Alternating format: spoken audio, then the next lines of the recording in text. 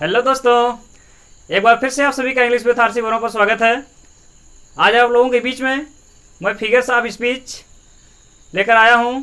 इसमें आप लोगों को आज मैं ऑक्सीमोरन का अध्ययन कराऊंगा। पिछली वीडियो में आप लोगों को कुछ फिगर्स ऑफ स्पीच का अध्ययन कराया गया, उसका आप लोगों ने अच्छी तरह से अध्ययन किया होगा। हमें आशा है कि आप लोग उस वीडियो से पूरी तरह से संतुष्ट होंगे। और आज मैं आप लोगों को ऑक्सीमोरन पढ़ाऊंगा। तो आइए चलते हैं, हम ऑक्सीमोरन को जान लेते हैं। ऑक्सीमोरन होता क्या है, इसका प्रयोग हम किस कंडीशन में करते हैं।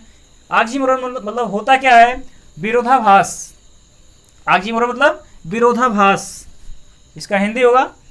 इसका डेफिनेशन देख लेते हैं। कह रहा है, in this figure of speech, इस अलंकार में टू अपोजिट क्वालिटीज, दो अपोजिट उल्टे विरोध में, क्वालिटी मतलब गुणों को, दो परस्पर विरोधी गुणों को आर एडेड जोड़ दिया जाता है, रख दिया जाता है, टू द सेम थिंग एक ही वस्तु में। कहने का मतलब इस अलंकार में परस्पर दो विरोधी गुणों को एक ही वस्तु में दिखाया जाता है, एक ही वस्तु में रख दिया जाता है, जोड़ दिया जाता है। तो वही आपका ऑक्सीमोरन होता है। बात समझ रहे होंगे कि एक ही वस्तु में दो परस्पर विरोधी गुणों को, एक ही व्यक्ति में, एक ही वस्तु में दो परस्पर विरोधी गुणों को जब ऐड कर दिया जाता है तो उसको हम ऑक्सीमोरन बोलते हैं, विरोधाभास बोलते हैं। तो डेफिनेशन आपको अच्छी तरह समझ में आ गया होगा। एक बार फिर से देख लेते हैं। इन दिस फिगर्स ऑफ स्पीच, इस अलंकार में टू अपोजिट क्वालिटीज, दो विरोधी गुणों को आर एडेड जोड़ दिया जाता है, टू द सेम थिंग उसी वस्तु में, किसी भी एक वस्तु में दो परस्पर विरोधी गुणों को रख दिया जाए, वही आपका ऑक्सीमोरन है। इसको हम एग्जाम्पल के माध्यम से समझते हैं अच्छी तरह से। कह रहा है, it is an open secret, it is an open secret, यह एक खुला रहस्य है, यह एक खुला रहस्य है। जब खुला है तो रहस्य कहाँ है, या रहस्य है तो खुला कहाँ है। मतलब ये दोनों शब्द एक दूसरे का विरोध दिखा रहे हैं, अपोजिट दिखा रहे हैं। ओपन सीक्रेट, सीक्रेट ओपन, बात समझ रहे होंगे, एक दूसरे के उल्टे हैं, विरोध में बता रहे हैं। तो इसको हम क्या कहेंगे, ऑक्सीमोरन कहेंगे, विरोधाभास कहेंगे। सेकंड वाक्य देखते हैं। I am feeling sweet pain, I am feeling sweet pain, मैं मधुर दर्द, स्वीट मधुर, पेन मतलब दर्द, मैं मधुर दर्द महसूस कर रहा हूँ, मैं मधुर दर्द महसूस करता हूँ। तो जो दर्द होता है मधुर होता है, या मधुर है तो दर्द कहाँ है। मैं मधुरता महसूस कर रहा हूँ तो दर्द कहाँ से आएगा, या मैं दर्द महसूस कर रहा हूँ तो मधुरता कहाँ से आएगी। मतलब ये एक दूसरे के परस्पर विरोधी शब्द हैं, एक दूसरे का विरोध कर रहे हैं, तो वहाँ पर ऑक्सीमोरन होगा। सेंटेंस तीसरा देखते हैं। Life is bitter sweet, life is bitter sweet, bitter, bitter मतलब कड़वा तीखा, स्वीट मतलब मधुर। जीवन कड़वा मधुर है, जीवन तीखा मधुर है, जीवन क्या है, कड़वा है।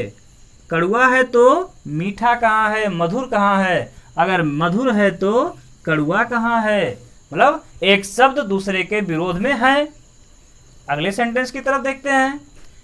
And having nothing he hath all, and having nothing he hath all, और हैविंग मतलब रखते हुए, नथिंग मतलब कुछ भी नहीं, ही हैथ ऑल उसके पास, हैथ मतलब हैज मतलब पास, ऑल मतलब सब कुछ।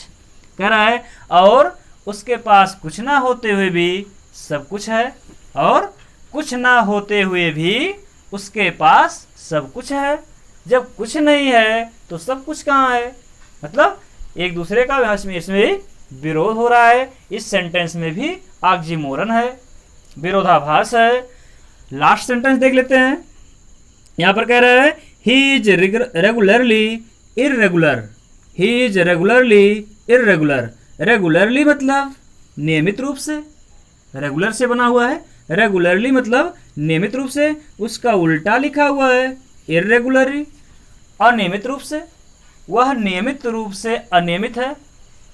ही इज रेगुलरली, वह नियमित रूप से इर्रेगुलर, अनियमित है। तो ये क्या हो गया आपका, एक दूसरे के विपरीत में बोल रहे हैं दोनों शब्द, तो आपका क्या हो गया, ऑक्सीमोरन। तो प्यारे स्टूडेंट्स, हम आशा करते हैं कि आपको यह ऑक्सीमोरन अच्छी तरह से समझ में आ गया होगा। अगर आपको कोई शिकवा शिकायत होगी तो आप कमेंट में ज़रूर बताइएगा। अगर आप मेरे चैनल पर नए हैं तो उसको अभी सब्सक्राइब कर लीजिए और अपने दोस्तों को अधिक से अधिक शेयर कर दीजिए। वीडियो अच्छी लगी हो तो लाइक कर दीजिए। अब हम अगले फिगर्स ऑफ स्पीच की तरफ चलते हैं। तो इसको आप स्क्रीनशॉट ले सकते हो, ले लीजिए स्क्रीनशॉट। तो आइए चलते हैं, हाइपरबोल देख लेते हैं। हाइपरबोल, हाइपरबोल मतलब क्या होता है, अतिशयोक्ति। अतिशयोक्ति, अतिशयोक्ति किसको कहेंगे, किसी चीज को बढ़ा चढ़ाकर जो बोला जाता है उसी को कहते हैं अतिशयोक्ति। इसको हम डेफिनेशन से समझ लेते हैं। इन हाइपरबोल, हाइपरबोल में थिंग्स आर शोन, वस्तुओं को दिखाया जाता है, एज ग्रेटर आर लेस, बढ़ा चढ़ाकर या घटाकर, बढ़ाकर या घटाकर, बेटर आर वर्स, अच्छा, उससे अच्छा या उससे खराब, देन दे रियली आर, जितना वे वास्तव में होते हैं।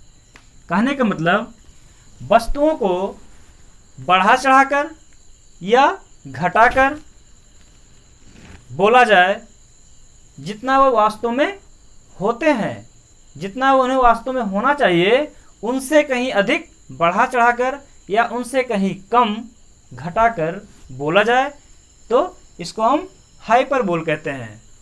बात समझ गए होंगे, डेफिनेशन आपको समझ में अच्छी तरह से आ गई होगी। फिर से एक बार देख लेते हैं क्या कह रहा है डेफिनेशन। डेफिनेशन तो जरूर आपको तैयार होना चाहिए।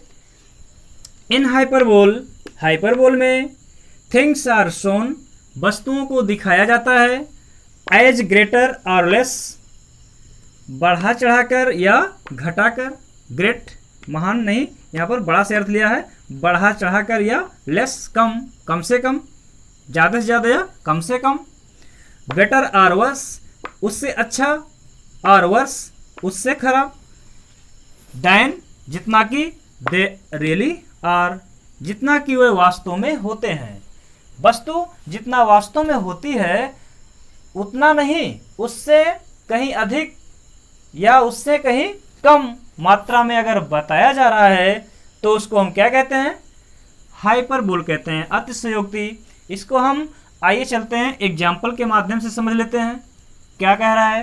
पहला सेंटेंस आपका है, reverse of blood flowed in Vettel, reverse of blood flowed in Vettel, reverse नदियां, ऑफ ब्लड खून की नदियां, फ्लोड बही, इन वेटल युद्ध क्षेत्र में, युद्ध क्षेत्र में खून की नदियां बही, ये संभव है।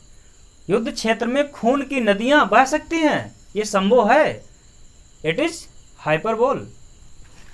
10,000 सा आई एट ग्लांस, 10,000 सा देखा मैंने, एट ग्लांस, एट ग्लांस मतलब एक ही बार में, एट ए ग्लांस एक ही बार में, मैंने एक ही बार में 10,000 को देख लिया। That is impossible. एक ही बार में 10,000 को देख पाना संभव है नहीं। वही कह रहा है, ये तो हाइपरबोल है, बढ़ा चढ़ा के बोला जा रहा है। एक बार में कोई चीज 10,000 को, 10,000 मात्रा में कुछ माने रखता है, एक बार में देख नहीं सकते। अगला है, Mohini smiled and all the world was gay. Mohini, कोई मोहिनी नाम की स्त्री है, स्माइल्ड की, मुस्कुराई, and all the world was gay, और पूरा संसार खुश हो गया। That is impossible. मैं अगर यहाँ मुस्कुरा रहा हूँ तो पूरा संसार खुश हो जाएगा? नहीं। वही ये कह रहा है कि Mohini smiled and all the world was gay, Mohini मुस्कुराई और पूरा संसार खुश हो गया। ये हुआ बढ़ाना, मतलब बढ़ा चढ़ा के बोला जा रहा है। जहाँ पर वो होगी, जहाँ मुस्कुराएगी, उतनी ही दूर तक तो लोग खुश होंगे देख करके, ना कि पूरा संसार खुश होगा। तो ये हुआ हाइपरबोल। अब अगला सेंटेंस देखते हैं। रस्सी wept oceans of tears, she wept oceans of tears, वह रोई, ओशियंस मतलब सागर, ऑफ टीयर्स आंसुओं का, मतलब वह आंसुओं का सागर बहा दी, वह इस तरह से रोई कि आंसुओं का सागर बहा दी। संभव है? That is impossible. यह संभव, तो ये बढ़ा चढ़ा के बोला जा रहा है, ये आपका हाइपरबोल है। आप एक बात नहीं जानते हैं, मैं आइंस्टीन का क्लासमेट हूं, मैं आइंस्टीन का क्लासमेट हूं। और एक बात आप नहीं जानते हैं, सोहन का भाई माउंटेन एवरेस्ट से भी बार ऊंचा है, सोहन का भाई माउंटेन एवरेस्ट से भी ऊंचा है। ये ना हुई, संभव है। ये आपको क्या लग रहा है? अजीब लग रहा है ना? हाँ, यही हाइपरबोल। मैं आइंस्टीन का क्लासमेट हूं, ये आपका हाइपरबोल है। तो आप अच्छी तरह समझ गए होंगे कि हाइपरबोल होता क्या है। प्यारे स्टूडेंट्स, अब हम अगले फिगर्स ऑफ स्पीच की तरफ चलते हैं। इसको आप अच्छी तरह से समझ गए होंगे। कोई दिक्कत होगी तो आप कमेंट में ज़रूर बताइएगा, उसको और आसान तरीके से सुलझाने की कोशिश की जाएगी। अब आप लोगों को हम अगले फिगर्स ऑफ स्पीच की तरफ ले चलते हैं। तो आइए चलते हैं अगले फिगर्स ऑफ स्पीच की तरफ। ऑनोमेटोपोइया, ऑनोमेटोपोइया इसका मतलब होता है ध्वनि सूचक।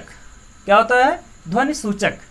इसका आपका डेफिनेशन है, in this figure of speech, इस अलंकार में, the sound suggest the sense or meaning. क्या कह रहा है?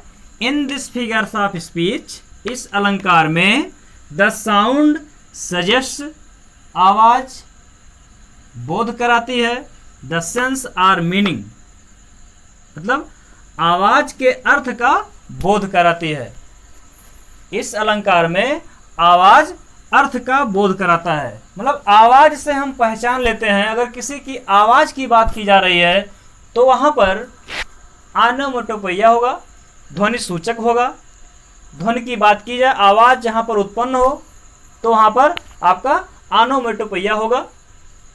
अर्थ तो आपको, डेफिनेशन तो आपको समझ में आ गया होगा। क्या कर रहा है? In this figures of speech, इस अलंकार में, द साउंड सजेस्ट आवाज बोध कराती है अर्थ का, सेंस आर मीनिंग मतलब अर्थ का, अर्थ का आवाज बोध कराता, मतलब आवाज इस अर्थ का बोध कराता है कि कौन सा फिगर्स ऑफ स्पीच है। अब देखिए कैसे हम पहचानेंगे इसको। एग्जाम्पल है इसका, the cats mu, the cats mu, बिल्ली म्यू म्याऊ म्याऊ करती है। बिल्ली जो म्याऊ म्याऊ करती है वो आवाज निकालती है, वो आपका आवाज क्या है? बिल्ली की आवाज या किसी भी चीज की आवाज, आवाज की बात कर रहे हैं तो ऑनोमेटोपोइया। सेकंड, मतलब ये जो बिल्ली है, बिल्ली म्याऊ म्याऊ कर रही है, म्याऊ म्याऊ कर रही है, तो म्याऊ म्याऊ जो है ये आवाज ऑनोमेटोपोइया कहलाएगा। आई हर्ड, मैंने सुना। क्या सुना? वाटर लैपिंग, पानी की टकराहट। कहाँ पर? ऑन द क्रैग, क्रैग मतलब तट, तट, तट पर जो पानी की टकराहट होता है, लप लप की आवाज जो होता है, सुनाई देता है, वही आवाज की बात कर रहा है, तो आवाज यहाँ पर हो रही है, इसका मतलब ऑनोमेटोपोइया है। अगले में चलते हैं। द स्नेक हिसेज, सांप फुफकारता है, इन द बुश, झाड़ी में। सांप फुफकारता है, फुफकारेगा तो आवाज निकलेगा, सांप फुफकारेगा तो आवाज निकलेगा, तो सांप की आवाज को भी हम ऑनोमेटोपोइया कहेंगे। किसी भी चीज की आवाज हो उसको हम ऑनोमेटोपोइया बोलेंगे। अगला है कुक्कूज, कू, कुक्कूज मतलब कोयल, कू, कू मतलब कूकती है, कोयल कूकती है तो कूकेगी तो आवाज निकलेगी, तो आपका ऑनोमेटोपोइया होगा। अगला सेंटेंस, मर्मरिंग ऑफ इनमरेबल बीज, मर्मरिंग भनभनाना, गुनगुनाना, ऑफ इनमरेबल बीज, इनमरेबल असंख्य, बी, बी मतलब मधुमक्खी, असंख्य मधुमक्खियों का भनभनाना, आवाज करेंगे, भनभनाएंगे मुनु वो करेंगे तो क्या होगा, जो आवाज करेंगी वो क्या होगा, आनोमेटोपोइया होगा। चाहे किसी भी चीज की, किसी भी जानवर का, किसी भी पक्षी की आवाज की बात करेंगे या किसी भी चीज की आवाज होगी तो वहां पर आपका आनोमेटोपोइया होगा। तो प्यारे स्टूडेंट्स, ये थे आपके फिगर्स ऑफ स्पीच। अब आप कमेंट में बताएंगे कि आप कितनी अच्छी तरह से इस फिगर्स ऑफ स्पीच को समझे हैं। अगर कोई कंप्लेन, कोई शिकायत होगी तो आप कमेंट में बताइएगा। और चैनल पर अगर नए हैं तो सब्सक्राइब कर लीजिए, अपने दोस्तों को अधिक से अधिक शेयर करवा दीजिए और बटन, लाइक वाला जो बटन है उसको जरूर दबाइएगा। आपसे मैं अगले वीडियो में पुनः मिलता हूं एक और नई वीडियो के साथ, नए ग्रामर के पोर्शन के साथ। तब तक ले आपसे हम अलविदा लेते हैं। धन्यवाद।